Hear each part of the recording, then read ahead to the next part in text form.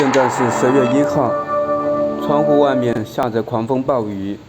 现在是下午1点多，然后果然热搜榜里面出现了广州备降，到广州的很多航班都备降了。刚刚我发了个视频，广州狂风暴雨，飞机肯定会备降，果然被我猜中了。看一下成都到广州的备降到广西桂林去了。本来原计划是下午13点20到广州白云机场的，现在备降了。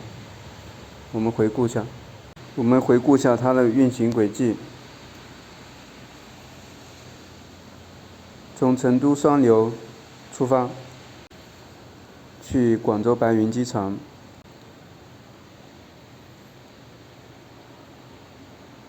然后这打圈圈了，12点多的时候，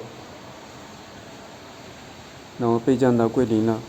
看一下昆明到广州的备降到深圳去了，南昌到广州的备降到桂林去了。因为深圳的话估计也是狂风暴雨。长春到广州备降到南昌去了，呼和浩特到广州的备降到南昌去了。南昌没有狂风暴雨。然后这里显示机场备降特勤，广州白云机场目前天气雨，开始备降了，能见度为1000米，强雷雨，真的是强雷雨啊，前所未有的强雷雨。